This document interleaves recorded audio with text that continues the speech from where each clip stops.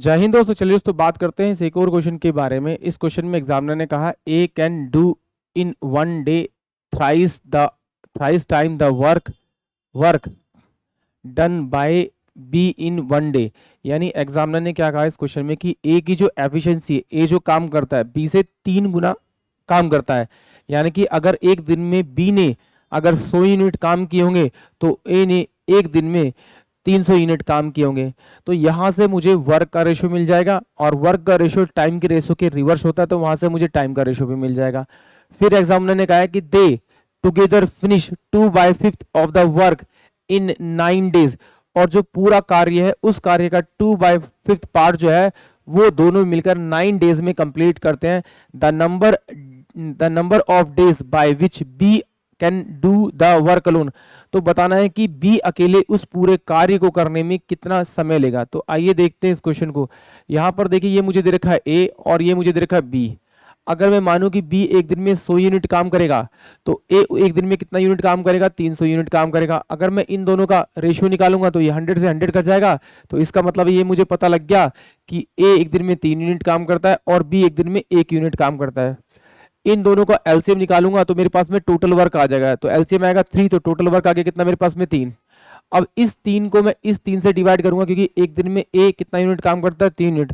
तो इससे डिवाइड करूंगा तो ये मेरे पास क्या आ जाएगा, 1 दिन। यानी कि ए इस 3 यूनिट काम को कंप्लीट करने में कितना दिन लेगा, 1 दिन लेगा। और अगर इस 3 को मैं इस 1 से डिवाइड करूंगा तो मेरे पास 3 डेज आएगा। यानी कि अगर मेरे पास में ये वर्क का रेशियो दे रखा है तो इसको मैं अगर रिवर्स करूंगा तो मेरे पास में टाइम का रेशियो आ जाएगा।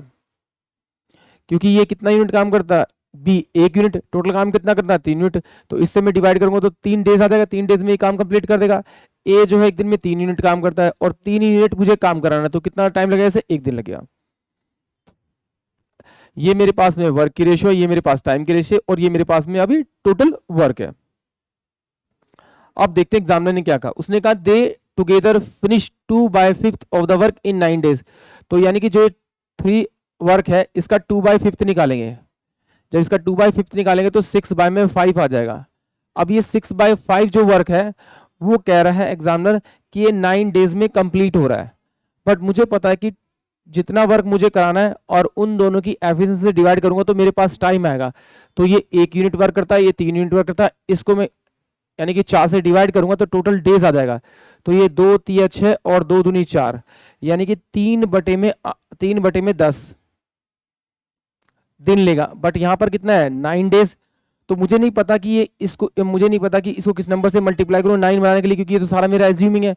तो इस 9 को 3/10 से डिवाइड कर दीजिए। 3 इंटू में क्या आ जाएगा, 10 ऊपर जाएगा। जब इसे डिवाइड कर देंगे तो क्या 3 3 9, यानी कि मुझे इसे किससे मल्टीप्लाई करना पड़ेगा, 30 से। या फिर डायरेक्ट आप देखिए इस 10 से 10 जाएगा तो 3 3 से 9 हो जाएगा। तो अब इसको क्या करना है, इसी को डायरेक्ट आप टोटल से मल्टीप्लाई कर दो। तो टोटल से मल्टीप्लाई करें तो टोटल वर्क मेरे पास कितना आ गया, आपका 90 यूनिट वर्क आ गया। अब मुझे काम किससे कराना है, बी से कराना है। तो बी का एक दिन का वर्क यूनिट कितना है मेरे पास में, ए। तो इसे 1 से डिवाइड कर दीजिए। तो इसका मतलब आंसर जो आएगा वो 90 डेज आएगा। यानी कि बी जो है अकेला उस पूरे कार्य करने में 90 डेज का समय लेगा। यानी कि ऑप्शन जो ए होगा वो इस क्वेश्चन के लिए करेक्ट होगा। आई होप आप सभी को क्वेश्चन समझ में आया होगा। जय हिंद, जय भारत।